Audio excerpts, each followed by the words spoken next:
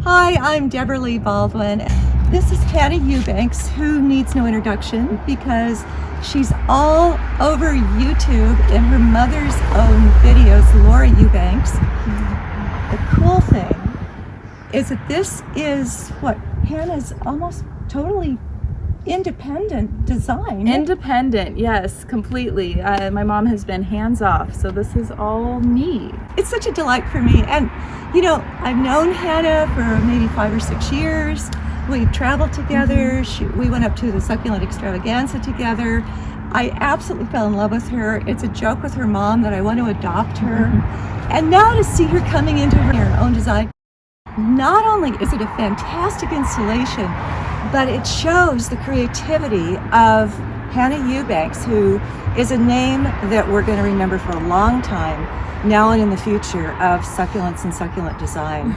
And we're gonna have a closer look. I hope you enjoy. Are rocking. I am rocking on top of the rock, yes. Hoping to add a little bit more contrast and textures. So now, how close are we to completion? Well, this is the last day. I don't think it'll take us much more than an hour or two to get it all done. And yeah, I mean, the first day was just bringing in the soil and the boulders. And then day 2 and 3 was dedicated to planting. And now day 4, we're rocking. For the first day after Hannah left, I already saw that my expectations were so surpassed. I was very familiar with her mom's creations and Hannah being on the team. She has such imagination and has tied in things that I've had in my yard that are sentimental to me. The plants and the rocks, doodads from the sea, and it's just magic. And my dog loves it too. She goes down and under the bridge and looks around, makes sure everything's in place. Well, I think dachshunds are burrowing dogs anyway, aren't they? Oh yes, Yeah. they definitely are. After meeting with Susan, I could tell how important the ocean is to her in her life. She's spent a lot of time in Baja with her husband and fishing trips, and she had all of these really cool pieces. Like, this is a real whalebone. All the garden art is from her yard that we've scavenged around and found. So I knew then that I wanted to do an undersea theme for her. This was a koi pond, so the idea of water was already in my head. It's been so much fun playing, because this is my very first installation like this. I've done one Zero Escape installation before, so this is my first of this nature. Your mom's busy, and she's got very high-end clients. Yeah. Now you're able to sort of step in and get your own clients. How's that going to happen? I mean, she needs you too. Of course, and that's something I think about all the time. And working with my mom has always been my #1 top priority, mainly because it's fun and I love doing it, and it's taught me how to create something of this scope. She's also been my biggest supporter and fan. So when it comes to getting jobs, she's encouraging. And even though she loves having me around to do the videos or to be kind of her right hand, she has an amazing crew that she's trained and can maybe not take my place completely, but get in there and get the job done. So, well, one thing your mom told me a while back, I said, well, you know, what about all these copycats? What about all these people who are taking your ideas and running with them and, you know, monetizing what you've created and developed? And she said, there are plenty of yards to go around. Exactly. When I covered homes, gardens, architecture, and interior design for publications, one thing I looked for was not only the source of inspiration for a new creative, Right. but how were they making it their own? Good question. She definitely has rubbed off on me in the sense of design. I love what she does, and again, she's taught me everything that I know. But if somebody has a space that just doesn't speak to her, she doesn't want to do it. But for me, I like that challenge. I think it's fun to cater to the client and see what I can create with those limitations. So that's one thing. And in this design, my mom always says there's 3 R's in rock, repetition, and restraint. And I feel like I've shown a little more restraint than my mom in that sense. But other than that, I must say, I think our designs are kind of similar, to be fair. I predict you will have your own signature, that there will always be references to your original mentor and inspiration, but inevitably you're going to find your own voice. And I'm very excited for that, I must say, because I do agree. And this has just honestly given me a lot of confidence, because I'm so used to having her around to ask questions or just for her advice in general. And I think that this is just showing me that I can do it, and I do have an eye for this, and yeah, it just feels good. So, hearkening back to the water feature that was here and working with that concept, making it much more practical and livable. Yes. Wait, what happened to the koi? They got rehomed, a nursing facility, I believe. The koi went to a nursing home. Yes. They'll get fed very well there, I'm sure. I see some dramatic changes in elevation. Yes. And I think that is one keynote of what I see in your mother's gardens. But also there's this lovely sense of snorkeling past the reef. Yeah. Generally we bring in a lot of soil to create those high mounds, but I've had fun doing the opposite as well and digging lower and creating crevices along with the height.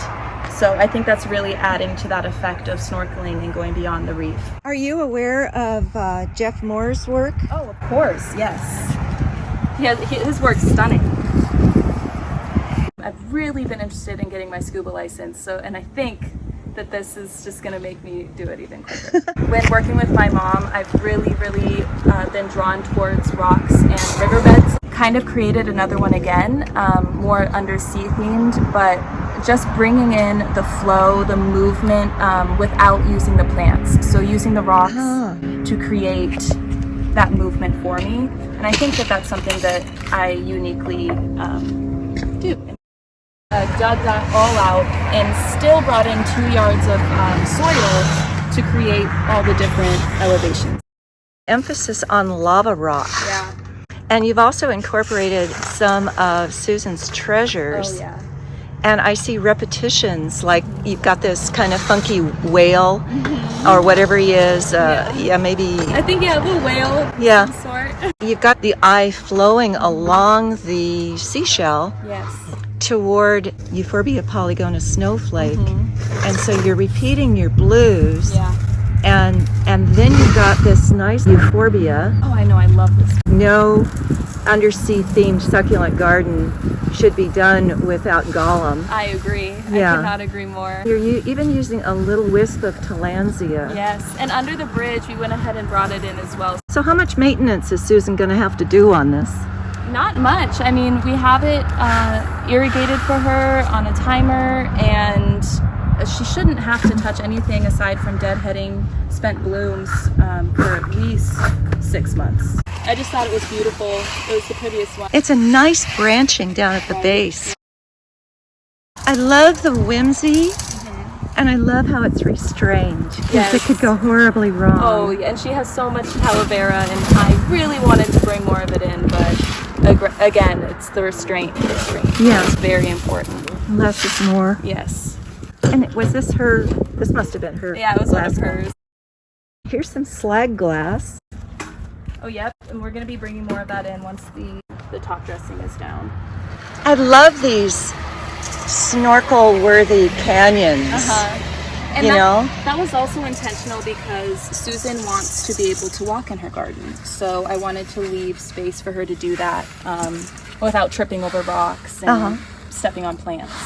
You created these almost like planters with the lava rock, and you've positioned the caves in the lava rock for interest. I mean, you know what it is, Hannah? What is it?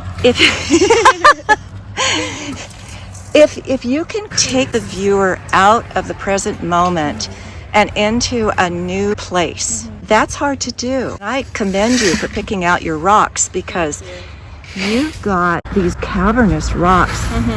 You've gone to the trouble of positioning them so that I'm suddenly this little goldfish. Yes, yeah. And I'm exploring. And it all suggests that with the Garibaldi-like Calavera over there. Well, I can see that Colin is needing to finish over here. And yeah, basically I'm just trying to get up in between these plants. So you lift the crown of the plant and you tuck. Right.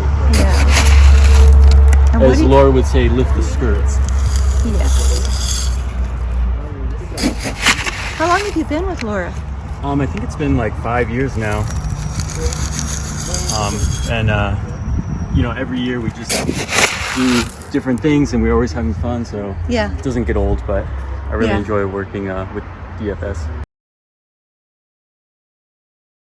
It's a creative thing where Yeah. you get to do something different every time. Right. So you're using a hand shovel or a trowel. Yeah.